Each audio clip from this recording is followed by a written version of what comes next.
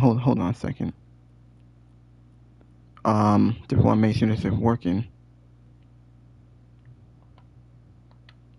Hold on a second.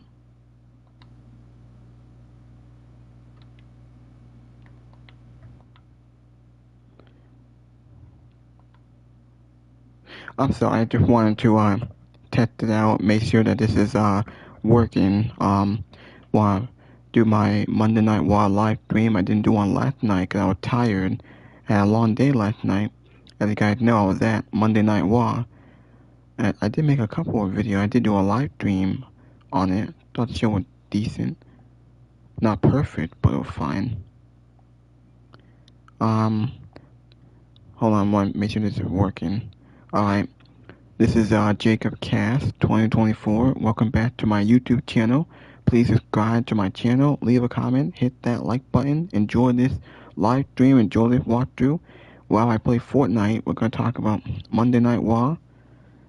We're going to talk about how WarGames is set, John Cena's last appearance in Boston, John Cena won the Intercontinental Championship. We will talk about NXT a little bit. I know NXT was on tonight. It just went off at 10 o'clock. So we'll talk a little bit about that. My video is sponsored by PlayStation. It's sponsored by my favorite YouTubers and podcasters like JD from New York, Solomon the Sound Off, Fightful Pro Wrestling, and others that I know of. I think I'll make it like an hour and 10 minutes. Now, I couldn't do a live stream last night. It was too late. I need sleep. I'm a little bit tired. So, I just want to let people know that, I went to, Monday Night Raw. Make sure you guys check out those videos that I uploaded. I did upload some pictures on Facebook, but I did make some videos on YouTube where I made a live stream of John Cena, his appearance, the match he had with Dominic, winning the Intercontinental Champion. I made a video of Damian Priest. I couldn't make too many because my phone was dying. Didn't have enough to make. I did take some pictures of some of those, but I thought Monday Night Raw was pretty good. I've been to Boston a few times. I think what was crazy was the traffic, how long the traffic was of getting there, and there was a lot of people coming out. We did get something to eat. Me and my friends were there. It was a lot of fun. John Cena's last appearance in Boston. Now, John Cena gonna be on the show next week in Madison Square Garden in New York. They say he has like 2 more matches. They say he's advertised for a Survivor Series, and then he's advertised for a Saturday Night Main Event. So, yeah. Alright. Oh, wait, hold on. Here we go. Now let's just start this. Wait, is it preparing to download? Alright, starting it now. Alright, while I wait for the game, Monday Night Raw was okay. Alright. Now look into some of the news and rumors that go into the rest of the show here. Now we did get NXT. I actually want to go to NXT first because I know that was on tonight. Hold on. C'est ça, fait que dans le fond, c'est ça que je voulais savoir pour avoir What the hell? voir vos transactions et tout ça, puis voir si vous avez fait comme vos dépôts. Si jamais comme la site est trop longue au téléphone ou pas de même, ben, c'est ça, le service bancaire en ligne va vous permettre de voir les comptes et tout ça. Si jamais je peux vous envoyer les instructions, si jamais Hold on a second.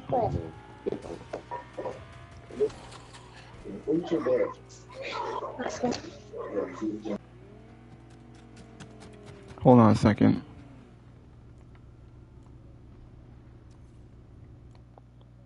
I actually wanted to leave. I don't want to do that. I don't want to hear other people. I want y'all to hear my commentary. I'll probably try the other gameplay. Right now, I'm not going to do that. Hold on. I'll just do this one. Alright, so for NXT, we got... Hold on. Leon Slater returned to NXT. Blake Monroe channels Falcon punches her ticket. Dia Hill sends a message to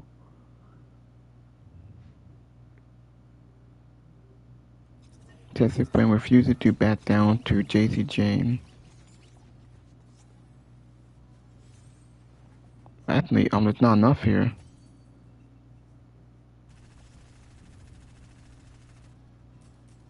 Alright. So, John Cena opened the show. First, Triple H came out, introduced John Cena. John Cena came out to open the show. He had a massive pop here. Everyone loved him. He changed some words. He talked about his date. He was interrupted by Dominic. So the opening match was John Cena versus Dominic for the Intercontinental Champion. And John Cena won surprisingly, shockingly. I was very, very surprised to see.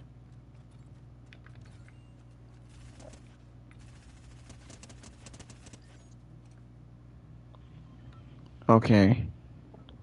So, we did get the return of William Regal, who announced WarGames for the men. We know there's going to be a WarGame for the women. Cody Rhodes was on the show. And we did get the 16 tournament to see who will face John Cena at the Saturday Night Main Event. So after John Cena had a very good match with Dominic, not perfect, but decent. John Cena, the new Intercontinental Champion. Dominic tried to cheat and trying to sneak a victory, but John Cena got the victory. John Cena celebrated as he won the IC title, and the crowd chanted.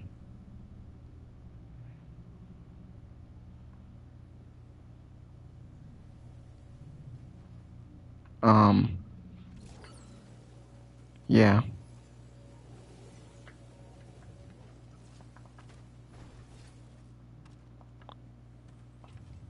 Hold on.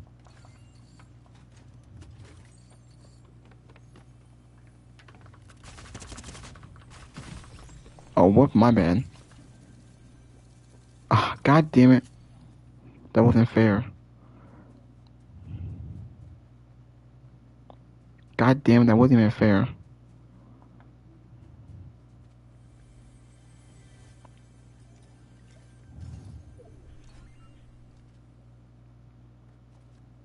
Alright, Alright, anyway, while I wait, let's go back into Monday Night Raw here. At John Cena won, he celebrated with Rey Mysterio, Cody Rhodes, and other superstars backstage.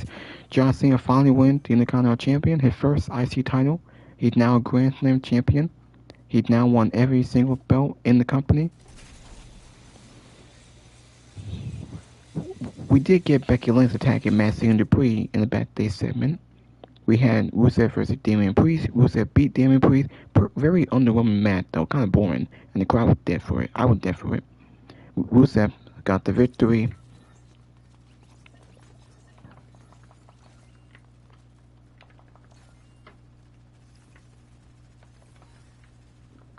Yeah, so Rusev got the victory. He will now advance. We did get a nice segment with the Vision, Bronson Reed, Paul Heyman, Logan Paul, and Braun Breaker. They interrupted CM Punk, and they brawled with CM Punk. Jey Uso and Cody Rhodes came out and saved them. They practically announced the WarGames. Yeah, so we all get a man War Game. Cody Rhodes is going to be in WarGames because he had no opponent, he had no challenger. Drew McIntyre out here taking time off to go film a movie. So Cody will be in WarGames. He wasn't in it last year. He wasn't even at the pay-per-view. I don't think he defended the title last year. But he's going to be in it. He's going to team up with Jey Uso, CM Punk against Logan Paul, Braun Breaker, and Bronson Reed. Is it going to be 5 or 4? Whether we see Brock Lesnar or Austin Theory or Roman Reigns and Jimmy Uso might get involved, we'll have to wait and see. Whenever that's going to happen.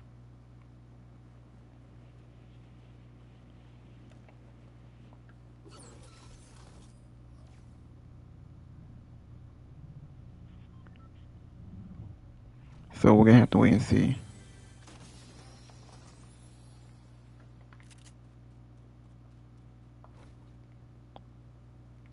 Yeah. Yeah. And we go now to War Games. We did get Stephanie Valkyrie and Raquel Rodriguez for the Women's World Championship. That was a pretty good match. Stephanie Valkyrie retained the title against Raquel. Okay, match, decent. After the match was over, we got the return of Nikki Bella. Nikki Bella turned heel. I don't know who's interested in seeing that. Nikki Bella as a heel. Why is she still on TV? She's only here to pull over Stephanie because there's no challenger for her to feud with. She had no one that she can feud with. And this is a filler feud, probably for Survivor Series. And then Nikki will go away for a while. And hopefully take some time off or retire for good. But definitely needs opponents. It was surprising, no one expected it at that time. It's a way to get Stephanie over because she's not doing much with the title. So Nikki attacked her after the match was over. She stood tall, she waved her belt. It's just a filler feud.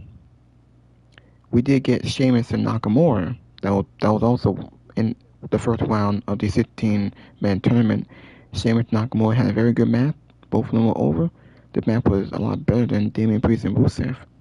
Sheamus got the victory. We're still building up Sheamus to go after the IC title. Is he going to win the tournament, or are they giving me a new one?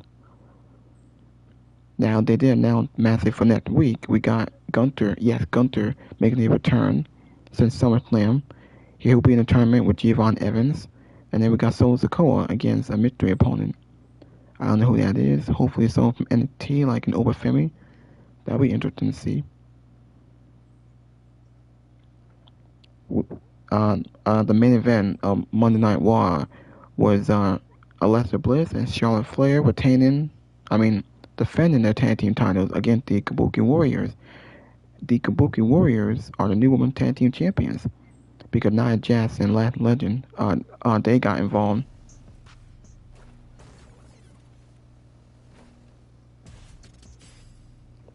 They got involved and they cost them the tag team titles.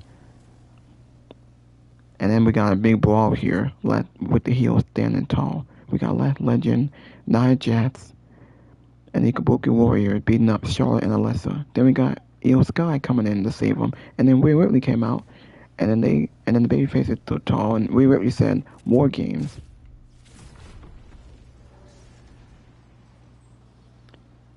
So now we got War Games. So it's looking like we are going to get War Games. War Games is happening for the woman, even though it's not needed and it's unnecessary, but it's just a way to get them on the card.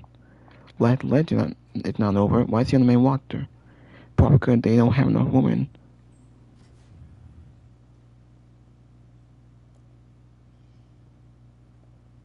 So, yeah.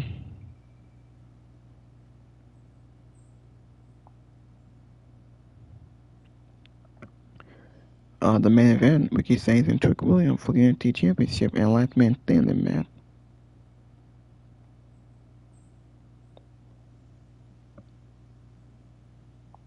Alright. I probably should let some of the podcasters talk about this, like JD, Salamoto, and Fightful. Cause I think I talked about everything on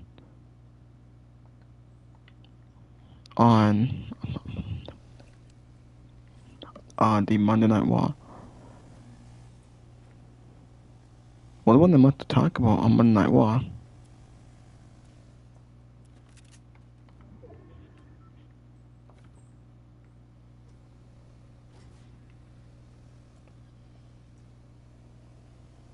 Alright, so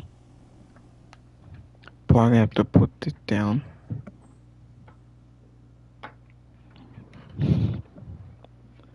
Alright, so I have to want to find a hiding place so I can let you hear from the other podcasters.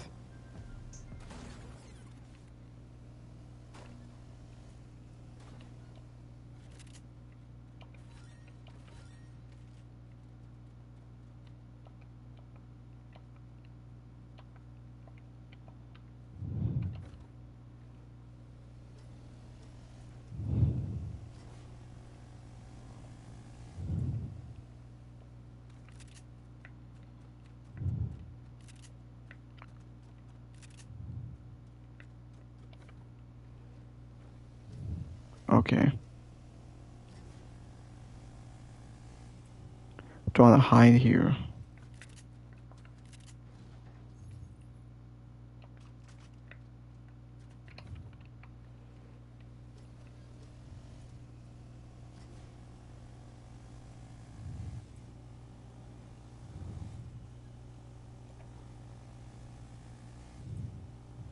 Oh, God damn it. Trying to find a good hiding spot.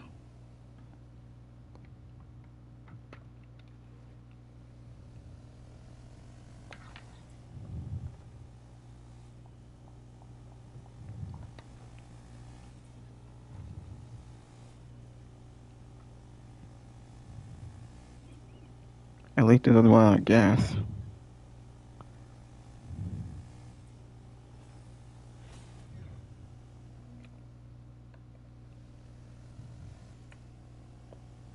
Gotta find a good hiding spot so I can lay low so I can show y'all the other podcasts that I still want to talk about. Monday Night Raw. Monday Night Raw is not perfect, but it's much better than SmackDown. The show was a little bit better. There were some good matches. There was some storyline developments. Some were kind of random.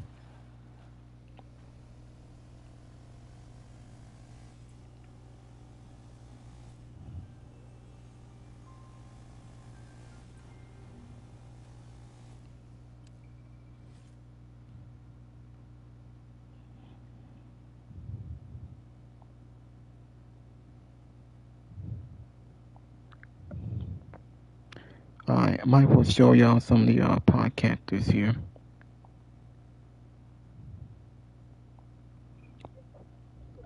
I'm not gonna show NXT. Now let's get into Monday Night Raw. Alright.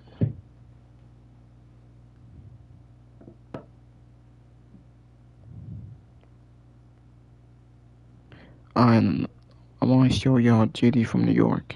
Hold on.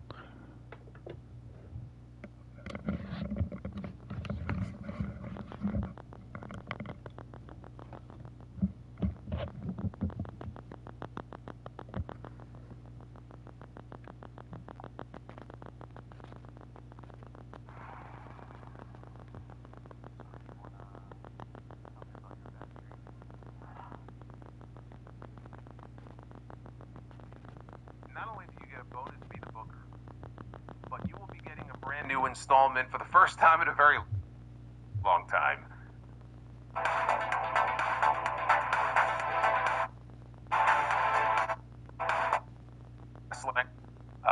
Because beyond the John Cena stuff, we also had another title change. That was not the only title change on the show tonight. In the main event, we had new tag team champions crowned on the women's side. It is the Kabuki Warriors. Asuka and Kairi Sane, once again, it's been a while, once again tag team champions with a win over Charlotte Flair and Alexa Bliss. And this then led into a post-match angle to set up the returns of Io Sky and Rhea Ripley. And you know it's WarGames season because Rhea is back in the face mask because she has a broken nose. So that's how you know. It's not the first time she's going to be going into WarGames with a broken nose. So they made their return at the end of the show. We had Rhea Ripley shouting into the microphone, WarGames! And then on the men's side, that also, the WarGames lineup came into a little bit of clarity. We're still not totally there with the men and the women as far as 5-on-5, but we got some more clarity tonight on what these WarGames matches are going to look like, which we kind of have to because it's coming up in a few weeks. We also had the Women's World Championship on the line tonight. Still your champion is Stephanie Vicaire, who was then attacked when the match was over by Nikki Bella. Nikki Bella turned heel on Stephanie Vicaire, which is now going to set up a championship program between Nikki Bella and Stephanie Vicaire, which I'm sure has you all very excited. Predictable though it may have been, that was still one of the big things that happened on the show tonight. We also had the first two matches in the John Cena Last Time Is Now tournament. We had Rusev against Damian Priest. We had Sheamus against Shinsuke Nakamura. And I will get into all of this and let you know who's moving on, who is not. We had two more matches announced for Madison Square Garden next week in the John Cena tournament. I will tell you what those matches are going to be. We had another match also announced for Madison Square Garden next week. The Women's Intercontinental title will be on the line. You can probably surmise what that match is going to be because they kind of set it up a couple of weeks ago. So I like that they've at least set a bunch of things up already for next week. Again, it was a very newsworthy and mostly solid show, but with a very dead crowd for most of the match. It was very noticeable how uninterested they sounded for a lot of the things on this show that did not involve John Cena. It was as if, again, they peaked with the Cena stuff at the very beginning. And I can understand them wanting to save the women's tag team title match for the main event because A, there was a title change planned, and B, it was setting up the return of Rhea Ripley, even more than Io Sky. All right, that was the big thing. Like, Rhea's going to come out. She's going to scream WarGames. So I know why they did it that way. In retrospect, it would have made more sense to close the show with John Cena. That's a big deal. Him going in there and winning the Intercontinental title, you had to know, that is what these people were there for. And that's a big moment. So it's like, how do you not close the show with that? But Cena's also the kind of guy I could see him being like, you know what, it shouldn't be about me.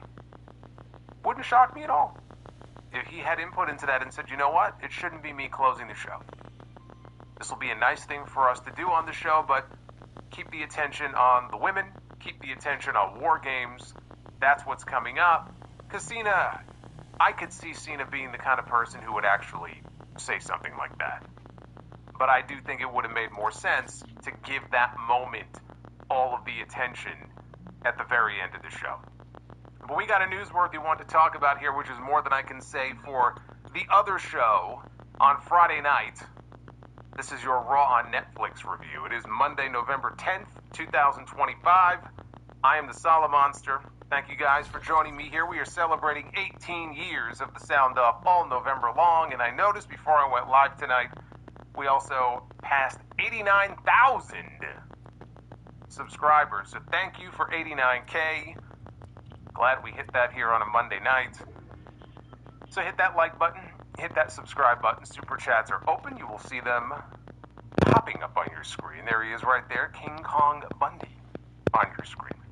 We had a bunch of super chats that came in earlier. I set a late goal. I don't know that we're going to hit it, but the goal is a little bit different tonight. So I elevated it. But if we do hit the goal tonight, not only do you get a bonus Be the Booker, but you will be getting a brand new installment for the first time in a very long time of RSPW Rewind. That is, if we hit the goal tonight, I will have to begin working on that. So anyway, that is in the chat right now if you want to go check that out. But let's start from the very beginning of the show here, and the part that everybody in Boston was waiting for. Because after the opening of the show with Joe Tessitore, he was narrating over some shots from West Newbury, Massachusetts, which is specifically where John Cena grew up. So they showed some of the streets and the schools and all the places where young John Cena was watching wrestling back then, playing with his Hulk Hogan wrestling buddy. So after that, I thought they were going to throw it back to the arena, hit Cena's music, big pop, out comes John Cena. Instead, they go to the ring, and already in the ring, and they're playing his music, is the chief content officer of WWE, Paul Levesque. Triple H is in the ring, because of course he is. Nationwide is so much more than a great insurance company. They're one of America's largest financial services companies. Like how ring, because of course he is. And right behind him, it's right there on the hard cam. I'm almost positive they confiscated this person's sign after this, but there was a giant sign visible right behind him, a few rows up on camera, clear as day, that said Triple H sucks. I don't think that sign lasted too much longer, but it was right there. He said, "We live in a magical time where everyone can get together for a night like this." He said that it's also a time when people don't agree on much, especially when it comes to the business. He said fans, media, people in the back have their opinion on who the greatest of all time is. He said that he can see all sides of what it takes to be great in this business. He said one person was a box office attraction, left it all in the ring every night for 20 years. One person who was ruthless on the microphone and could tear anybody apart. And one person who did it all with a smile on his face because he loved the business as much as anyone on the planet. Loves to talk about the business. He did that even back in the day, you know, when he was first coming up as the Game. Everything was in this business, the best in the business,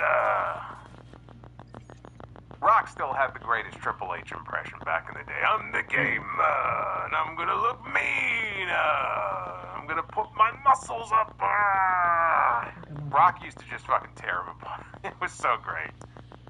Oh man, we missed out on that. That little tease of the final boss and Triple H and some interaction between them last year. What happened there? What happened there? No follow-up. No nothing. Egos, right? Did egos get in the way of that? But then he said that this person is the single greatest asset that this business has ever seen. The fans were giving him the what treatment. I should point out he was just steamrolling over them, but they were definitely giving him the what treatment here. And then he delivered a big introduction for the man that he called the greatest of all time, John Cena. This is what they've been calling him now for the past few years. This was a Vince McMahon thing. It started a while back. And I'm sure in their minds that he is the greatest of all time. You know, he was the guy that guided them, and how many t-shirts with him did they sell over a period of 15 years? Never gave them any problems, right? He was the model employee. Except he wasn't an employee. He was the model independent contractor. So I'm sure in their mind, oh sure, yeah, John Cena's the greatest of all time, but it's a marketing thing. They've been doing this now for years. But it's very interesting. According to WWE, based on what Triple H said here, according to the company, being a great asset to the company and to the business, a great asset, that's what makes you the greatest of all time. So if you're wondering what the criteria is for the greatest of all time, now you know. You have to be a good asset for them, and then you can be the GOAT. John Cena came out. He got the expected monster pop here from the crowd in Boston. That's what he is. He's a model independent contractor. It's legitimately what he is. Cena ran to the ring, he ran the ropes, and then he motioned for his music to be cut. He shook hands with Triple H, who stayed in the ring. He stayed in the corner while Cena spoke. Cena said the one question that he's heard a lot since he announced his retirement is who he would like to face. But only one person asked him what he wanted to do with this whole exercise. And he motioned to Levesque in the corner when he said this. Cena's goal was to leave this business better than he found it. To pay back all the opportunities that the company gave him and that the fans were gracious enough to put up with. The last time is now tournament would determine who could retire John Cena, and that starts tonight. Cena also said that he had an announcement about Saturday night's main event, which is coming up on December 13th. It would close one chapter, but it would open another. It would be an opportunity for main roster wrestlers to host a series of exhibitions against the best from NXT. Now, Cena's been hanging around NXT recently because a lot of the NXT stars have been taking pictures with him and tweeting them out. I saw a picture with him and Blake Monroe. He popped into TJ and Natty's dungeon. He's been making the rounds down there in Florida. It says that night would close one chapter but would pave the road ahead, which is what he wanted on this last tour. Cena said that he had one other request, which is kind of selfish, which is that he be able to go to Boston one last time. And he got censored. He started talking about, like, why this building was so important to him, because when he was a young fan, he would come to this building and watch the WWF. So he said WWF, and they censored him. I guess you're not allowed to say WWF. Which is fucking stupid as shit, but whatever. So he was just talking about the significance of being in this building and the banners that are raised above and what it means to him to be here one last time. He was interrupted by the Intercontinental, or I stand corrected, the Mega Intercontinental Champion, Dominic Mysterio. Came down to the ring to massive heat. You know, he's been getting a lot of babyface reactions in a lot of the cities they've been going to, but this was just pure heat. From the moment he came out to the moment he came to the ring, and it was like the old days where they were trying to drown him out with booze. Fans also chanted "shut the fuck up" at him multiple times. Dom asked Triple H what he was going to do about what happened to him last week. And he took issue with his celebration being interrupted by some old deadbeat talking about his dad last week. He said that he's the one who interrupts old men, not the other way around. So Cena took exception to this. That prompted him to speak up. Dom told Cena to let the grown men handle their business and speak only when spoken to, or I'll put you down. Cena told Dom it was a fine speech, but Dom forgot where he was and who he was talking to. Cena said in any other city, he would give Dom a chance, but he had none. He had no chance on this night. Tonight, I am invincible. He told Dom that he would lose if he tried to pick a fight with him. Cena said that out of respect for Dom's father, which one? Which one are we talking about here? He would let Dom turn around and walk your ass back through that curtain. Dom said that Cena would need more magic, or more than magic, to touch him. Dom said that he's not even at his peak yet, but he is already better than Cena was in his prime. And Dom said that he would have, any other era, he would have whooped Cena's ass. Anytime, any place, any era. So Levesque stepped in here. He said, anytime, any place, any era. Huh. He said it seemed like a pretty... I found myself at a time in my career where I knew I needed to finish my education. I chose Purdue Global. Hometown. To do. It wasn't about the quality of the match. He could work the most basic match imaginable, which frankly is what he should be doing right now anyway, because he has managed throughout this entire run, and he's had a bunch of matches, including some 20-minute matches with Randy Orton and CM Punk and Cody. I mean, I think the match with Cody at SummerSlam was like 40 minutes. You know, he's had some banger matches on this tour. AJ Styles, right? But now we're very, very close to the end. Like, we are so close to the end. And they can ill afford for him to suffer an injury, something goes wrong. So I think you want to have him in the ring at Madison Square Garden, give him a match, same thing as Survivor Series. But I think, especially on TV, I think you want to keep it as basic as possible and not take too many unnecessary risks if you don't have to, because my God, can you imagine if something goes wrong and that jeopardizes December 13th, what a fucking catastrophe that would be. So I'm not expecting him to go out there and bust out a bunch of moves I've never seen him do before. I'm not expecting him to go out there with Dom and have the kind of match he had with Cody at SummerSlam. It was what it needed to be, and the crowd ate up every single bit of it. It's like an old Hogan match, right? Doesn't have to do much, but when you're at your peak and the people paid to come see you, you give them the greatest hits and they'll be happy. Especially if you give them a title change. Then they're even happier. So they got the feel-good moment. It's going to go down as one of those memorable, Raw moments. Question now is, what's the game plan here? What's the battle plan for him with this belt? Because when I first heard about him and Dom maybe at Survivor Series, I said, well, that doesn't leave any time for him to drop it, other than his final match.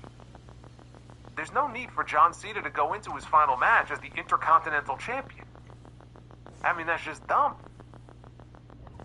But then you see tonight, he's talking about how he requested WWE against NXT exhibition matches on December 13th. He's very keen on passing the torch, putting a spotlight on the next generation of talent. And I think he really does genuinely care about that. I think that's why he's popping into NXT and meeting with these people and giving advice, because he cares, and he can see, like, okay, we got all this young, hungry talent, and that used to be me, and he wants to see them thrive and grow, and I could see him being like, okay, how can we use my last match as a way perhaps to elevate somebody? Now you're getting into the question of who should be his final opponent. And I'll tell you who he's wrestling later, but spoiler, although not much of one, Gunther has been announced for the tournament. Gunther is coming back. He is going to be in the tournament. It's the worst kept secret. Gunther is likely going to win and end up being John Cena's final opponent. If John Cena does not drop the Intercontinental title, whether it's back to Dom or somebody else, Balor, boy, that would piss off Dom if he lost it to Balor in the Garden next week. But we don't push Finn Balor, so that ain't gonna happen. But if he doesn't drop the championship before Saturday night's main event, him against Gunther for that title makes zero sense. Like, no sense whatsoever. It is beneath Gunther at this point. I don't give a shit that 80% of his time on the main roster, he's been a champion. We have to keep that going. No, you don't. You want to keep it going, then put the World Heavyweight title back on him. He doesn't need the Intercontinental Championship. It's a step backwards. It's unnecessary. If that is the case, and he's going into that match as the champion, and I talked about this last week, that's where you open the door for someone from NXT, like Obafemi. He's the guy. If it's going to be an NXT talent, he's the guy. We don't even know yet if he's going to be in the tournament. But especially if he is. If they're keeping that belt on Cena, Obafemi should win this tournament. If Obafemi is in the tournament, he should win the tournament. Then it makes sense. Because now you have John Cena in his final match defending this championship against somebody that a lot of people will look at and go, holy shit, this guy's the real deal. He's the total package. He's got all the tools. He's got the look, he's got the size, he's got the talent, he can talk, he can do all of these things. And Cena is so hell-bent on NXT and showcasing what we have waiting in the wings in NXT. Well, what better way to do that than by him going in there and working with and then dropping the Intercontinental Championship, which is supposed to be, let's call it what it is. It's a stepping stone championship.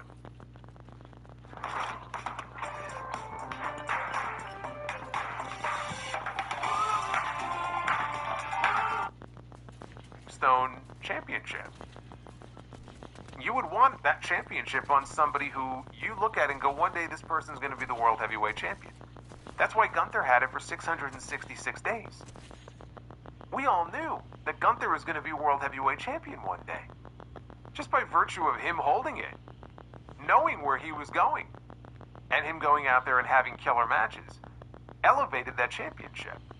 That's the run that elevated the Intercontinental title more than any other in the last decade.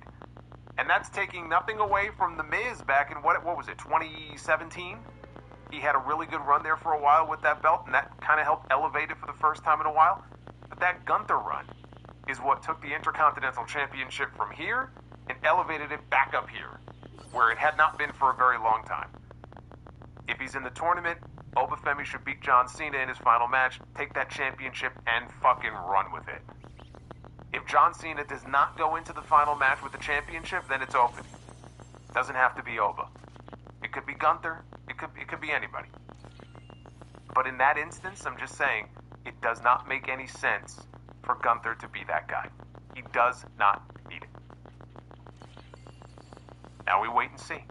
If Cena's run is going to last more than a week. I don't know. We're getting all these impromptu matches. Even when he wrestled Sami Zayn for the U.S. title, it was unannounced. We're not going to know until next week at the Garden. Now, there was an LA Knight interview during the commercial break that was conducted by Byron Saxton up on the concourse. Knight talked about wanting to go after John Cena because he's in the tournament. LA Knight has a match on SmackDown this Friday against a mystery opponent. I thought maybe it was going to be Gunther, and it will not be Gunther. But he talked about how now Cena has a championship, and that makes him a target, and he wants it. And he was nearing the end of his spiel. I saw the little countdown clock in the corner. I said he's not going to finish. And sure enough, they cut him off in the middle of his promo. Poor LA Knight. He didn't do anything else on the show tonight. He had an off-TV, mid-commercial promo that got cut off in mid-sentence. Such is the state of LA Knight. Then we had our first match in the John Cena Last Time Is Now tournament with Rusev, who has a history with John Cena going back to, a decade, 10 years ago. Against the man who has no history whatsoever or affiliation or connection of any kind with John Cena, Damian Priest. And they put over Priest's injured eye from when he was burned by the fireball from Aleister Black a few weeks ago. The fans were dead silent. I'm talking like rest in peace, like Undertaker dead during this match and during Rusev getting the heat on Priest during the commercial break. Priest eventually came back with kicks and a crossbody off the ropes. Rusev targeted the bad eye, and he hit a Machka kick. Look at Richie Rich over here dropping all this money on me. Oh my. Hey, I just want you to know, I think you rock. I don't mean The Rock, A-Rock. You rock. And I just wanted you to know that. Aaron Ruggiero story. Right? And the fans, I think, have bought into it, and the fans like Maxine, and Maxine has made improvements. She's not great. William Regal. And Regal looks at all these guys, he goes, gentlemen. And he just does his signature shout, the one that we've all been waiting for, the one that I don't remember the last time I've heard him say these words, but we got it tonight. We got the old William Regal WarGames. And everybody, you can hear them in the arena popped. That was it. His job for the night was over. And Adam Pearce told them to officially prepare for war. So now we know that Cody Rhodes is going to be in WarGames. There was talk about it. There was talk, well, maybe he'll defend the championship. But then on Friday, Nick Aldis suspended Drew McIntyre indefinitely. And so that looked like maybe that's going to take the match off the table. But now we know Cody Rhodes is going to be in WarGames because Drew McIntyre was just suspended. Doesn't mean he can't be reinstated in the next few weeks. There's been a lot of talk about him going off and filming a movie. That's the new Highlander reboot that he was cast for. He's going to be the main character's brother.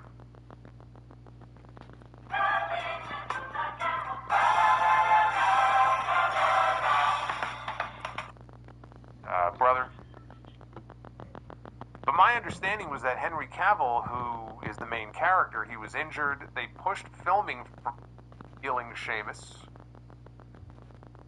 Early break. Leighton. Coming.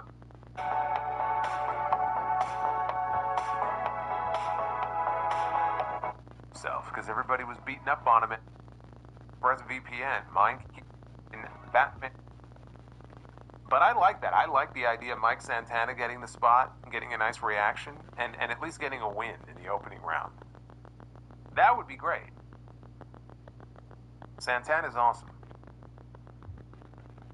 Who will wrestle John Cena at Saturday night's main event? I don't think it's going to be this guy or the other guy. It's not going to be either one of these guys. But it was Sheamus and his shitty music. One-on-one against Shinsuke Nakamura and his not-so-shitty music because they recently gave him his old music back, and his old music is actually pretty damn cool. I wish I could say the same about Sheamus's music, but I cannot. Sheamus was mostly in control through a commercial break. Music hits, EO comes in.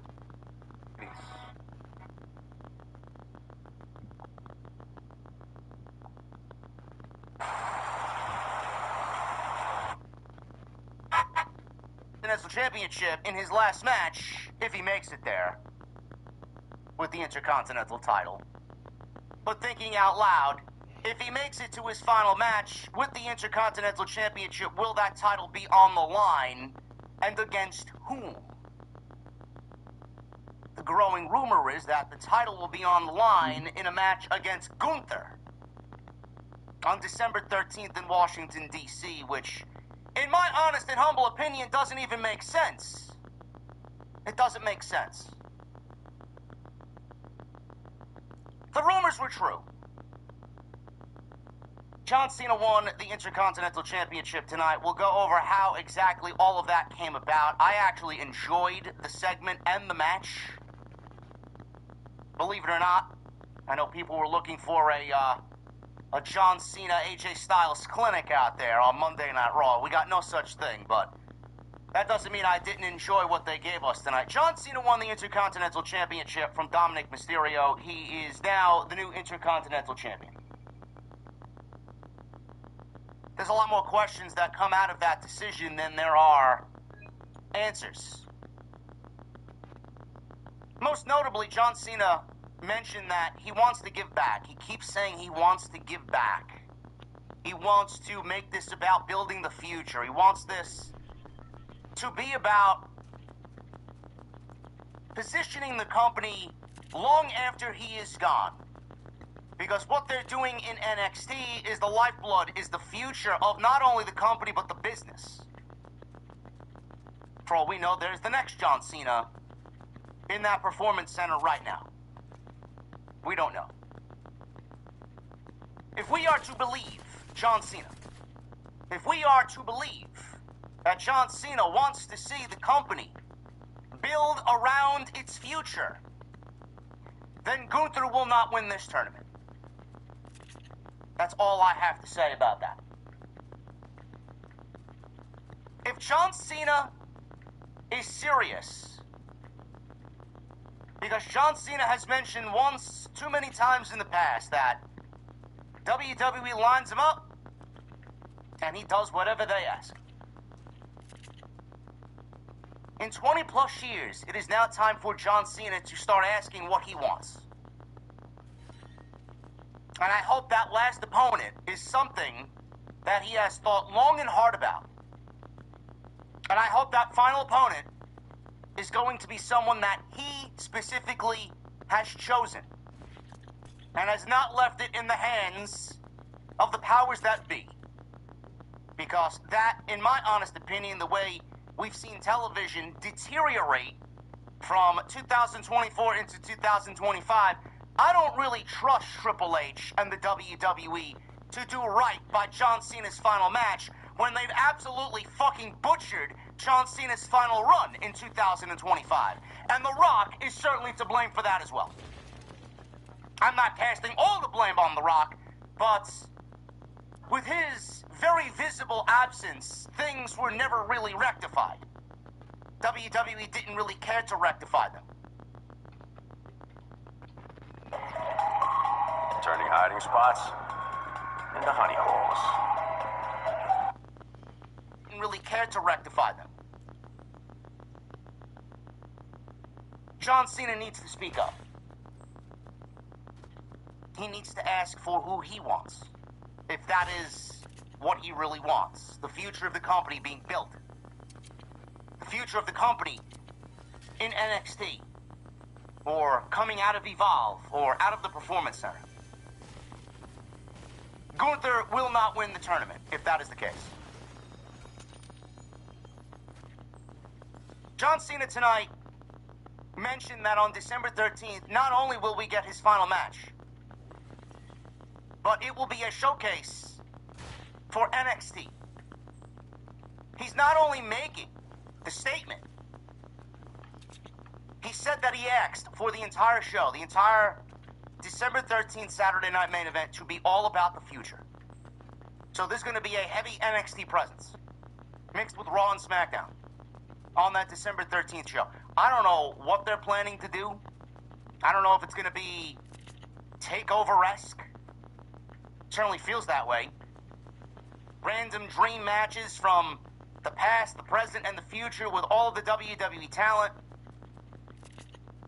I don't know what their plans are for December 13th. I don't know what their plans are for John Cena's final opponent. But if we are to believe John Cena, then Gunther will not win the tournament. John Cena winning the Intercontinental Championship wasn't needed. It wasn't needed. I don't know how many of you guys cared to see John Cena win the Intercontinental Championship. I, for one, did not.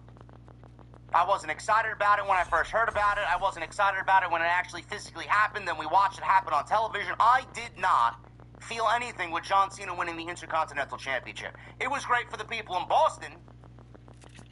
They paid good money to see John Cena, and they got a memorable moment. It's great on them. They got their money's worth. But for me as a fan, I didn't really care about John Cena winning the Intercontinental Championship. Though, was there anybody else on the roster that would have made for a better Intercontinental Champion at this point? You can go and say, well, JD, I think Penta should have won the Intercontinental Championship. Sure. I love Penta. I don't know what they're doing with Penta. But it would not have had the same effect as they did tonight with John Cena winning the Intercontinental Championship from Dominic Mysterio. JD, Rusev should have won the Intercontinental Championship. Sure, I think Rusev is great. I think Rusev is on a nice string of momentum on Monday night. Is he somebody that the fans are clamoring to see? Is he someone the fans are excited to see? Is he someone the fans want to see as the Intercontinental Championship? No, no, and no. No. So that would have gone over like stale bread on Sunday morning when you're looking to make French toast for you and your wife in the morning. No. JD, they could have put the Intercontinental title on AJ Styles. Now, that's something that I lobbied for, but clearly WWE did not want to go in that direction. I would have loved to see AJ Styles as the Intercontinental Champion. I thought that would have been great. There's a lot to come out of that. What? They opted to put AJ Styles in a makeshift tag team with Dragon Lee, currently unnamed right now, and they are the tag team champions in a division on a show that has no tag team division. So the one real option WWE also mishandled and also creatively botched. So again, I ask, who else is there? You can point the finger at Sheamus.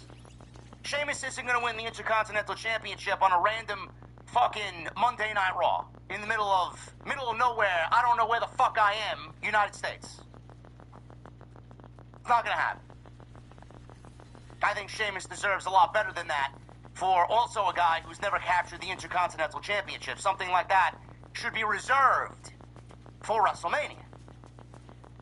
I also see, sidebar, I also see people lobbying for Sheamus to be John Cena's final opponent.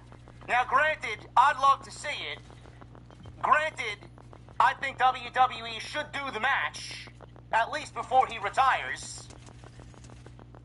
But I don't think it goes in line with what we've heard from John Cena about giving back.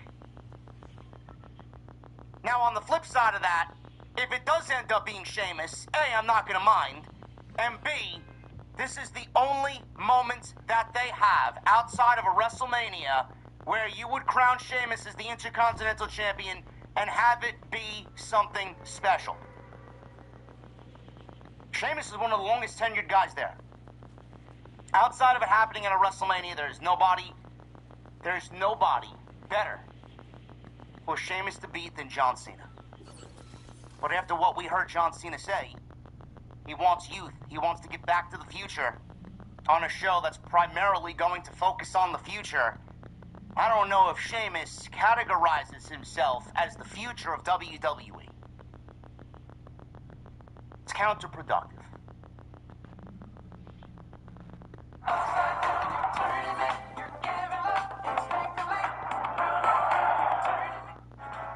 Everyone's gearing up for the holidays.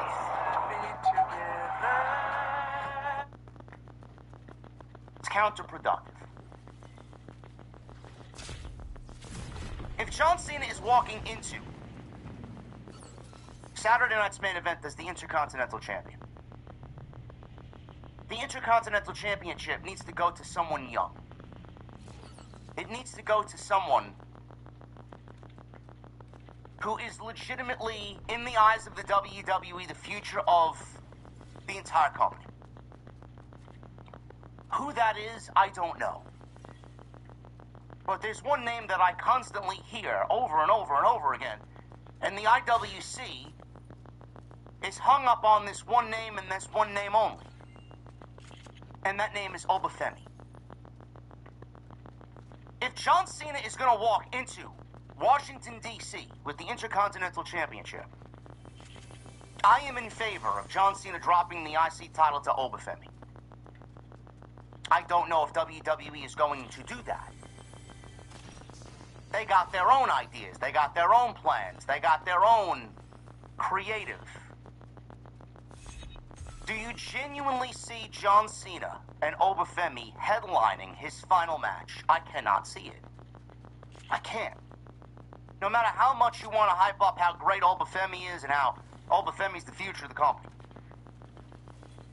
I hope they prove me wrong. I'm also a big proponent of building for the future. I just don't see the marquee, John Cena and Obafemi.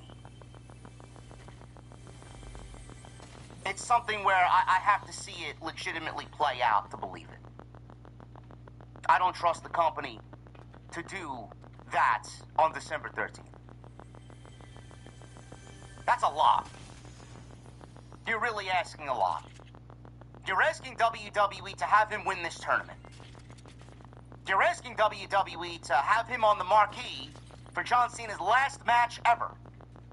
And then you're asking him to potentially take the Intercontinental Championship away from John Cena on December 13th, beating John Cena in his final match, while also becoming the Intercontinental Champion. That is a lot to ask of Triple H and the writing team. I just don't see that happening. I don't see it. When has WWE went all in on a talent like that in the span of 3-4 weeks? When? I can't remember. And you want them, you want this writing team, you want this head of creative to do that. The last time we wanted something like that was when Seth Rollins went down with injury. Everybody said Braun Breaker should be the next guy. Braun Breaker should be the next World Heavyweight Champion. Then reports came out saying, oh, they got their own timeline. They got their own plans for when that's going to happen. You want them to put fucking 4 rocket packs on Obafemi's back. Someone who the main roster audience has no fucking clue of. It's a big ask. Now, for all we know, John Cena doesn't walk into Washington, D.C. with the Intercontinental Championship. He doesn't. That is a possibility. But I'm going to be stern in my opinion here. If John Cena is still the Intercontinental Champion come Saturday night's main event, it should not be against Gunther. What the fuck does that do for Gunther? First of all, Gunther's name, for some odd reason, is creating a lot of discourse amongst the fan base. Which is only going to enhance his heel. Nobody wants him to win this tournament because it's too predictable, which I agree with. I agree with everybody that feels that way. But I will not stand for any Gunther slander. If it does end up being Gunther, it should be a great match, but not one we need at this point. If John Cena wrestles Gunther and the IC title is on the line, what does that do for the Intercontinental Championship, and what does that do for Gunther? It does nothing. Gunther's already held the Intercontinental Championship, the longest reign in the history of the title. Gunther is a World Heavyweight Champion. Gunther dropped that IC title to Sami Zayn and then moved on to win King of the Ring and the World Heavyweight Championship. How does it make sense to you for Gunther to win the World Heavyweight Championship and then go back to having the secondary title? The mid-tier title, the mid-card title. I don't really understand why you would want to do that. Not only for the title, but for Gunther. He's been there, done that. What exactly does he do with the championship that he has not done already, taking it into 2026? The only thing I could logically think of is WWE wants to run back their original plans from 2 years that they never got a chance to do because Brock Lesnar had to be pulled off of television. Do they really want to run Brock Lesnar versus Gunther back at WrestleMania for the Intercontinental Championship like they planned 2 years ago? Why would that match make sense now as opposed to 2 years ago? 2 years ago, it made sense. He was the champion. That was before his World Championship title reign. Now it doesn't make any sense. It doesn't make sense to put the title on him, and it doesn't make sense to have that match take place at WrestleMania with the title on the line. If John Cena is the champion going into Saturday night's main event against Gunther, it makes absolutely zero sense. Mbappe. He's on the attack. Kylian Mbappe!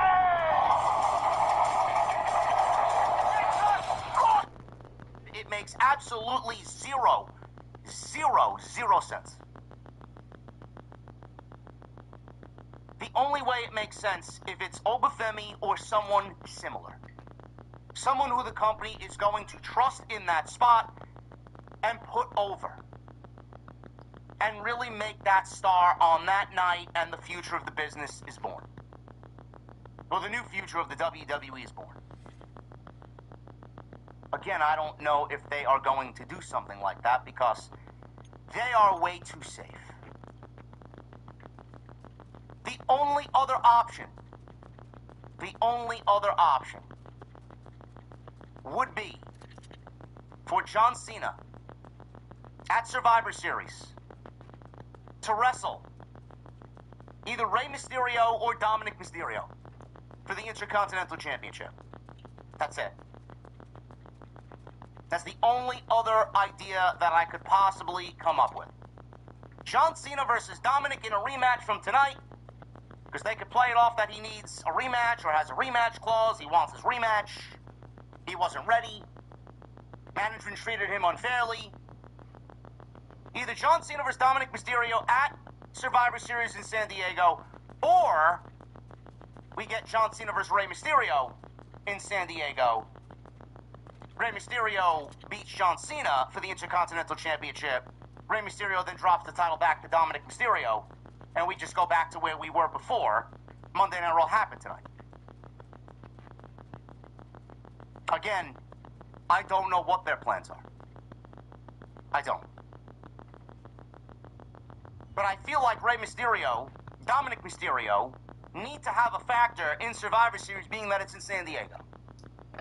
If John Cena is the Intercontinental Champion, and they wanted to make a moment tonight, which they did, by taking the belt off Dominic and putting it on John Cena, they could easily run back the rematch, or do Rey versus John Cena, which would be another great nod to his final year, something that I actually think would be great if they want to do that. Have Rey beat John Cena, and then have Dominic beat his father for the Intercontinental Championship once again. I just didn't get a sense that WWE was done with Dominic Mysterio tonight before the John Cena moment. I don't think that they were done with Dominic as the IC champion. I don't. So if they wanted to make a moment, they did. Now they have to undo everything that they did tonight and make it make sense. That is the only way that it makes sense. Or, Chad is saying, we could do Dominic, we could do Rey, we could do John Cena in a triple threat match. Which I don't really care to see.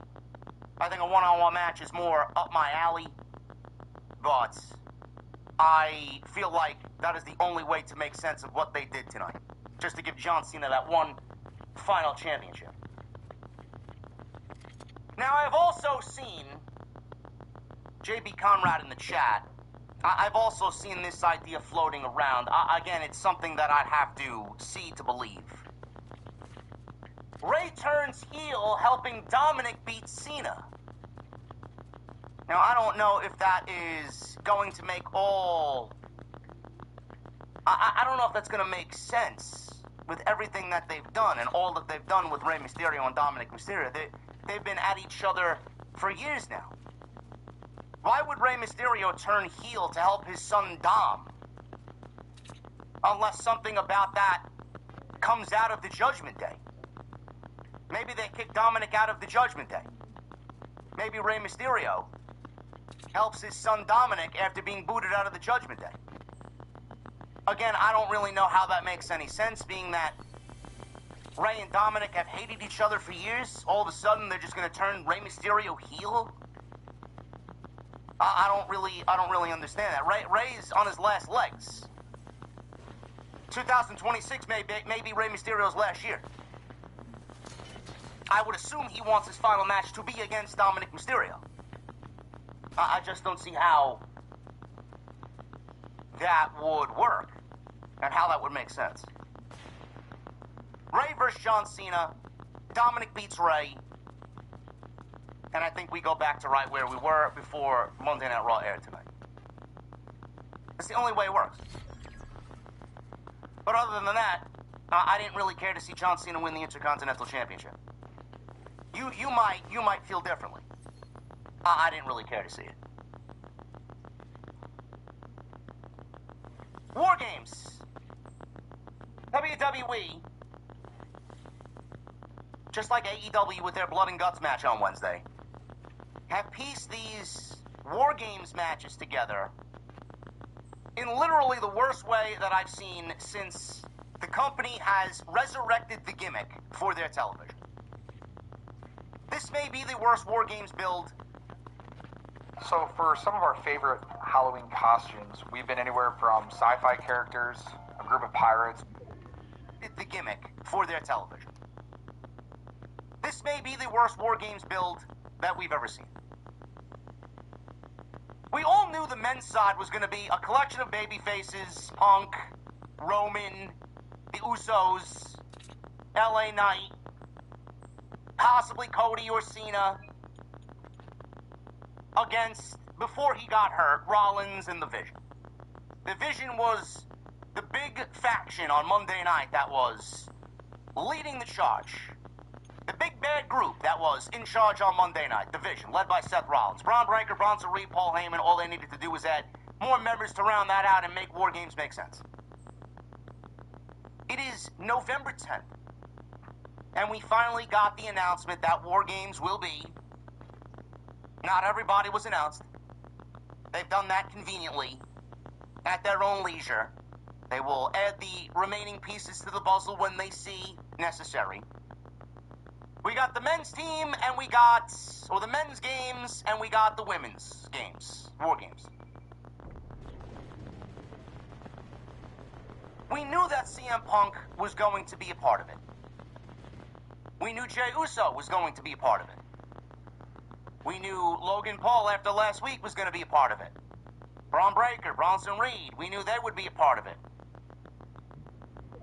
I think we all assumed that Roman Reigns would be a part of it because the show is too big to keep Roman Reigns out of the match. I'll get to that in a second. He's still a big question mark. Brock Lesnar being rumored. Austin Theory is another rumor. Hasn't been on TV. Don't know why he would fit into any plans right now. He hasn't even been on television for 6 months. Probably longer than that. WWE tonight announced via William Regal, which was fucking great, CM Punk, Jey Uso, and Cody Rhodes.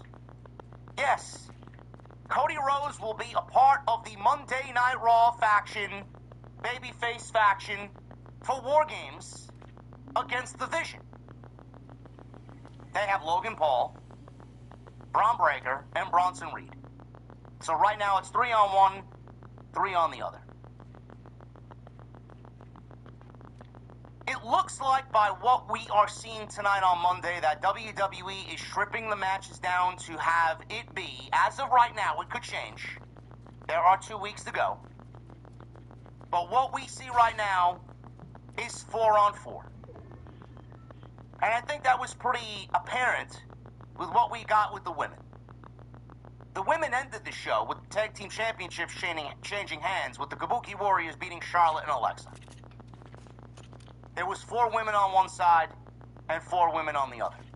So I would assume it's going to be the same thing for the men. 4 guys on one side, 4 guys on the other. They could always add a 5th to each team. We have 2 weeks left to go. At this point, it's slim pickings for the women. Nobody's going to make sense there. For the men, they could add a couple of baby faces and have it make sense. They could add a couple of heels and have it make sense.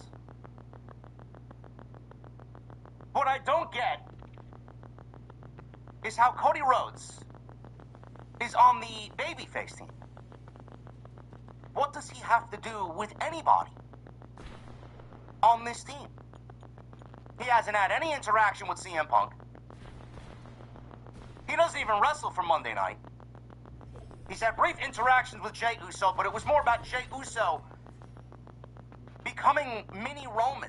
And he tried to talk to him because Jimmy was upset. And Cody noticed that his friend was going through a mental breakdown. Cody Rhodes does not make any sense here. But if you guys watch Friday Night SmackDown, if Cody isn't in WarGames, what exactly is he going to do? What is he going to do? We all figured that Drew McIntyre was once again going to be the challenger for Cody Rhodes at Survivor Series for the WWE Championship. People were talking about a third match with Drew McIntyre and Cody Rhodes. Or maybe a triple threat match between Drew McIntyre, Cody Rhodes, and a returning Randy Orton, who right now has been missing and is on the back of a milk carton somewhere. Drew McIntyre is filming a movie. They wrote him off television on Friday. He's now suspended. Nick Aldis suspended him. So Cody Rhodes finds himself with no top-tier WWE competition for the world title on Friday night. He wrestled Aleister Black on Friday, but having that match headline a Survivor Series alongside WarGames isn't really something for the marquee at this point. It doesn't speak to me. It doesn't make any sense. It's not exciting. Aleister Black is now built up for that type of role against Cody Rhodes.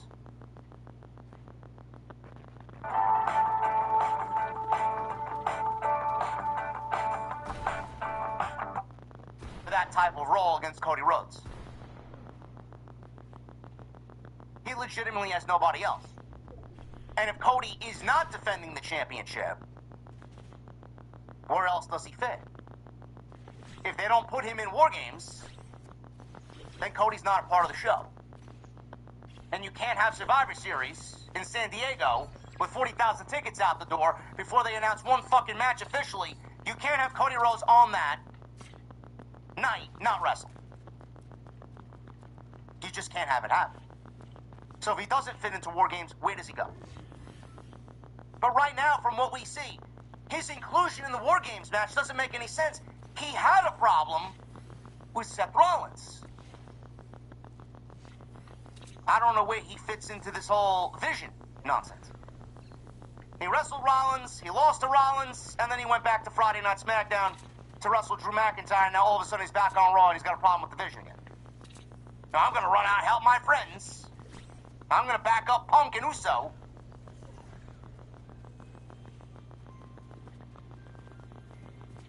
So if Cody, Punk, and Uso, Jey Uso, are on the babyface side, and it's 4-on-4, who's the fourth man? If you guys remember, Roman Reigns, he wrestled Bronson Reed the last time we saw him. He told both Jimmy and Jey, I love y'all, but I don't want to see any of you till Christmas. Now, I don't know if you could take him literally there. Maybe we can, seeing that he's wrestled less matches this year than he did last year. Roman says he doesn't want to see anybody till Christmas. Do you feel Roman is going to miss Survivor Series? The match is fucking loaded. Survivor Series is going to be loaded. Think about this. They got John Cena on the show. They got CM Punk on the show. They got Cody Rhodes on the show. If they add Brock Lesnar to the Vision, they got Brock Lesnar on the show. Do they realistically need Roman Reigns for Survivor Series? Just by the star power alone, the answer would be no. Cody Rhodes and CM Punk would be in the same match. You add Roman to the mix, Roman, Cody, and Punk in the same match. Do they need Roman? They don't. He fits. He makes sense. I just don't get a sense that right now we're going to get Roman Reigns. Again, we could. We could. And if it's 4-on-4, WWE more than likely will add Roman Reigns. Because, I mean, that team is just fucking tops. Roman, Cody, and Punk on the same fucking team? And then you got Jey Uso, who's the fourth man out. To the fourth wheel. WWE, if they add Roman, and then they add Brock, that's one hell of a WarGames match. That's one hell of a WarGames match. The thing is, I don't really understand. And I mean this genuinely. I don't understand how you leave out LA Knight from WarGames against the Vision. I don't get it. How do you leave LA Knight out? Now, they moved LA Knight into the tournament. I'm assuming he's not going to lose his first match, and he's going to focus on wrestling John Cena at Saturday night's main event. So that's the holdup. But I don't see how you don't add LA Knight to the ongoing feud with the Vision when he's been in every single fucking main event for the last 6 months against the Vision. We had to be suffocated with LA Knight versus Bronson Reed, LA Knight versus Braun Breaker, LA Knight, Jey Uso against Braun Breaker and Bronson Reed, LA Knight, LA Knight, LA Knight against this guy, that guy, and a mixture of all these different fucking matches every single week. How are you going to leave LA Knight in California out of the WarGames match against the one group that he has battled the majority of the year? If you leave LA Knight out of the WarGames match, there will be a lot of unhappy people. Because I'm telling you right now, he's not winning the John Cena tournament. He's not. If you think he is, you're a fool. So he's not winning the tournament, he's not going to be in WarGames, and he's not going to be at Survivor Series. Whose cereal did LA Knight piss in?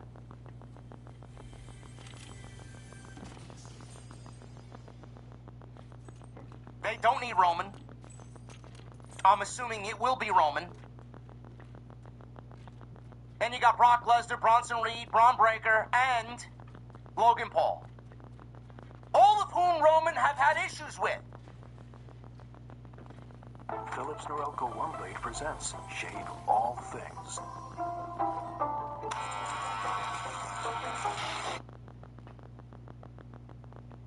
All of whom Cody has had issues with. At some point. Punk. And then obviously Uso. Now they could add 5-on-5. They could add 5-on-5. They could add LA Knight to WarGames. They could have 5 on the babyface side. And they could make Cody Rhodes' inclusion on the babyface team make sense if Drew McIntyre is added to the opposite side and aligns with the Vision. That's the only way Cody's inclusion makes sense, is if you add Drew McIntyre to WarGames. Now, we don't know if he's going to miss Survivor Series and how long his movie is going to take to film. I don't even know what he's filming. Someone said Highlander. A Highlander reboot. Will Drew McIntyre be back in time for Survivor Series? Again, they could add another member to each team and make it 5-on-5. Drew McIntyre with the Vision, and then that makes Cody Rhodes' inclusion on the babyface side make sense. You could put Roman Reigns on that team, you could put LA Knight on that team. Either one of those guys would make sense. But I think at this juncture, LA Knight deserves it more than Roman Reigns. So that's where we are with the WarGames. That is where we are with the WarGames. Again, I don't really like how it all came about. The best thing about this build is that CM Punk got William Regal to announce and scream WarGames. I just don't like how all of this came about. It doesn't feel like there is a explosiveness to it, where it really warrants the match even taking place. And even less for the women. I don't know what the fuck they did at the end of that show tonight. Charlotte Flair and Alexa Bliss lost the tag team championships to the Kabuki Warriors, Asuka and Kairi Sane. Great! That is a decision that needed to be made because Jade Cargill has no baby faces to go up against on Friday night. Charlotte and Alexa did all that they could. They could still be friends. But now it's time to get back to business. Jade versus Charlotte, Jade versus Alexa. That division needs all the help that it can get. The women's War Games. I don't know what the fuck their planning was. I don't know what their thought process was. This women's War Games match is absolutely nonsensical. And I'm going to say it just like I say it every single year. We are forcing a War Games match when none of these women need to be in a War Games. The only people that belong in a War Games that are a part of this match are Rhea, Io, Asuka, and Kairi. That is it. I don't know where the fuck these other women come from. I don't know where the fuck these other women make sense. But I don't know what the fuck they did to make sense of this and thought that this was the right move. WWE had a fucking slam dunk for the women's War Games. A slam dunk.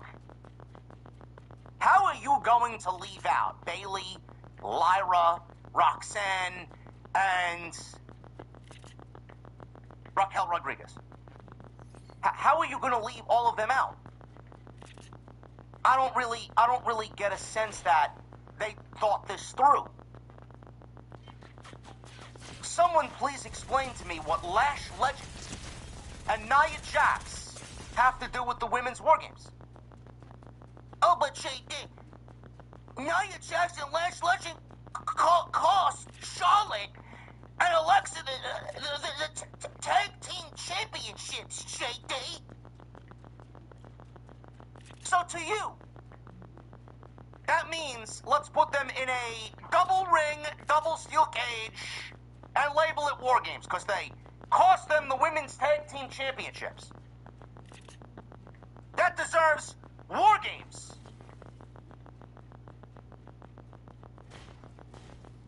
Nia Jax couldn't stay in her tank top tonight. After last year's diabolical disaster that Nia Jax showcased in the Women's War Games match, mixed with her coming out of her top tonight, and all we saw was black screens because puppies, maybe she wanted it that way. I'm not really clamoring for a Nia Jax War Games in 2025.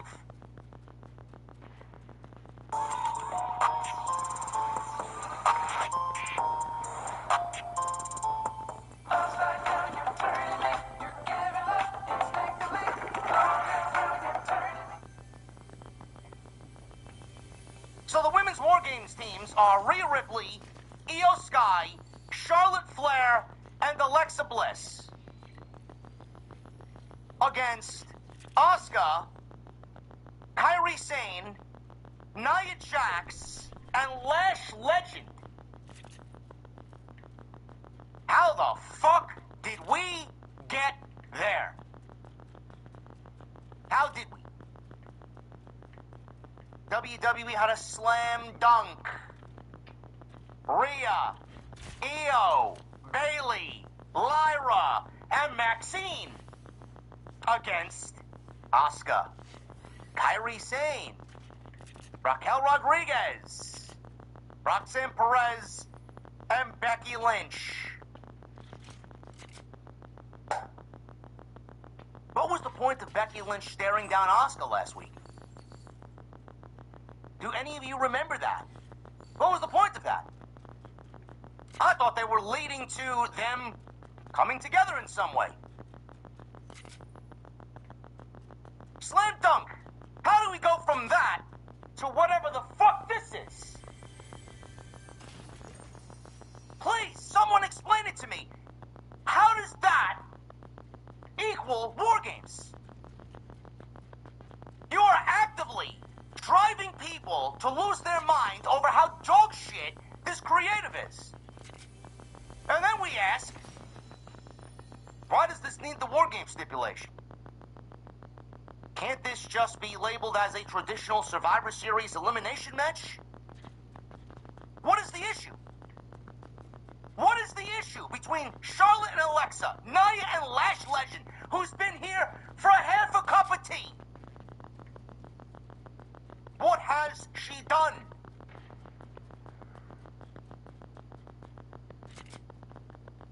I'm struggling to figure it out. Now, granted, we still have 2 weeks to go. They could easily add Becky Lynch and Maxine Dupree on either side. They could. Does anybody believe that Maxine Dupree is going to win the Intercontinental Championship inside Madison Square Garden next week when she wrestles Becky Lynch one-on-one in a third match? I don't see it. I think it would just be better if you just add both of them to the women's WarGames teams. That realistically could happen. I don't know if it will, but like I said, WWE set us up for 4 with the women, showcased 4 women on each side at the end of the show tonight, and I'm assuming it's going to be more of the same for the men. 4 against 4. Traditionally, it's been 5. I just don't know how anybody in WWE looks at that and says, yeah, that's the women's WarGames. That's what we're doing. That's going to be good. It could be AJ Lee. AJ Lee could show up and be placed on the babyface team. Do we really want AJ Lee inside WarGames after all that they made about her neck? Maybe maybe she is as crazy as her husband is. I don't know. She hasn't been on TV since WrestlePalooza. Adding her to WarGames is going to make just as much sense as adding Lash Legend to WarGames, if not worse. What does she have to do with any of them? What does Becky have to do with any of them? What? He's adding women to the WarGames matches, just for the sake of it, because we need a women's WarGames match, when we realistically don't.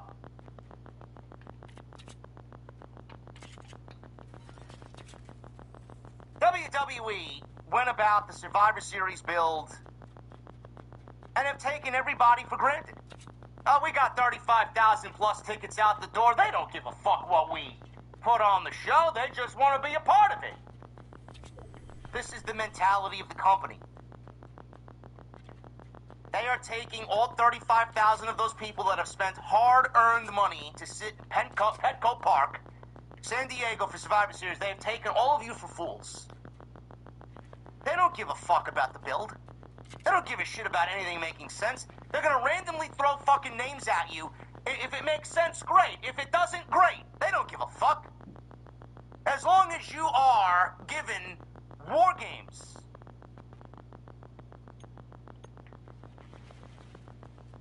Pro wrestling in 2025, the modern era of pro wrestling, is going to make us hate WarGames by the end of this month. They are going to make us hate the concept. They're going to make all of us feel like it should go the way of Hell in a Cell. Gone. Because that's exactly what they're doing. They are driving the concept into the fucking grave. No build, names that don't make any sense, and they use it to simply sell a show. Every year it's Survivor Series, so that means WarGames. WarGames is going to become the next casualty that goes away until it's really needed, like Hell in a Cell. Survivor Series needs a complete overhaul. I think it's about time we go back and give a little bit of nostalgia and maybe do a WarGames when it's necessary. I don't really get a sense that the women that they've announced tonight have anything to do outside of Rhea, Io, Kyrie, and...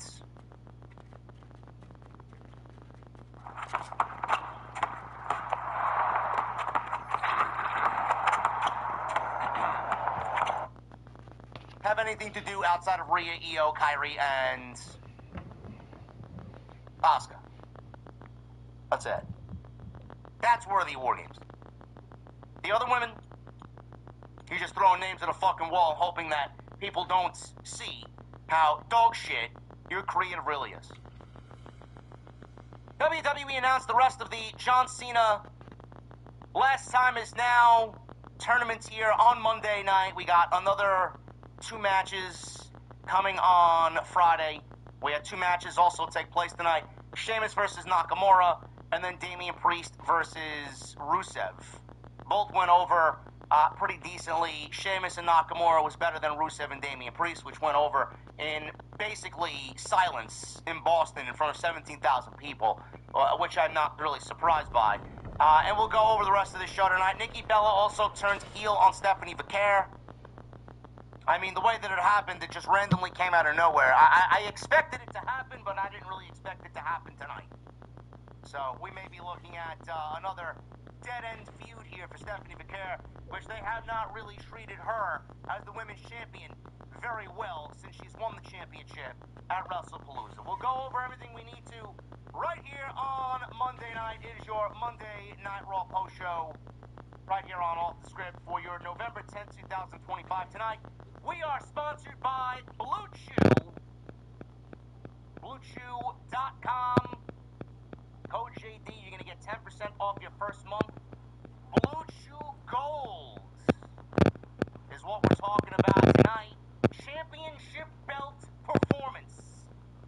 Tonight we're sponsored by Blue Chew Gold. We'll go over my friends over at Blue Chew a little bit later on in the show. Thank you to them for sponsoring tonight's Monday Night Raw post show. We uploaded new content today. I wanted to get the week started right. I know a lot of people hit me up about my opinion about the story that we talked about today. The former Tegan Knox, Nixon Newell, and her girlfriend, Miranda Alizé, walked out of AEW Collision on Saturday night because they were disappointed that they were only given 3 minutes to wrestle Anna Jay and Tay Mello. Talk about selfish, talk about entitled. Talk about being a mark for yourself. It's not standing up for yourself. You and everybody else look at you as embarrassments. Because you took an opportunity that fans wanted to see, added stakes were there with the IC title being on the line, and the predictable outcome that we got with John Cena winning the Intercontinental Championship sent everybody into a frenzy. Because he captured the one championship that he's never held in his entire career. This was for the moment and the moment only. If you want to sit there and grade this match on, man, this wasn't nearly as good as his previous matches, well, I think you're a complete geek. I did not. I wasn't looking forward to seeing a match like that with Dominic Mysterio. I knew we weren't going to get a match like that with Dominic Mysterio. And it did everything it needed to do in front of an 18,000 sold-out TD Garden. WWE wanted an outcome. They got you an outcome. Everybody enjoyed it. The match was set up. And we move on. There's really nothing else to talk about. The match itself was fine. It wasn't anything we're going to go back and rewatch, but the match itself was fine. They did the ring introductions during the break. We come back from the break and Dominic attacked Cena when they were done and the referee started the match. Cena had the better of it until Dom tossed him into the ring post. Dominic countered an AA, hit a DDT. Then he hit a slingshot senton. Cena got his knees up. And they come back from a second commercial break. So we had 2 breaks here before we even got to the 10-minute mark. So most of this match took place in the commercial. And again, if you don't have a VPN, you missed half the fucking match. Twisted tea is a refreshing, hard iced tea made with real brewed tea. Keep it twisted. Cena did his usual 5-knuckle shuffle and 5 moves of doom. Dom slipped out of the AA again and shoved Cena shoulder first into the ring post. Dominic exposed the metal turnbuckle to distract the referee, while the referee went to go put the turnbuckle pad back on the turnbuckle, which I don't know why at this point that is even a necessity. Dominic. Well, I will end the video. Thank you for watching. Thank you for all the support. Hopefully y'all enjoy this video. Y'all enjoy this live stream. Enjoy my review on WWE. Hopefully y'all enjoy Fortnite. Make sure you guys leave a comment, hit that like button. Until next time, I'll see y'all later.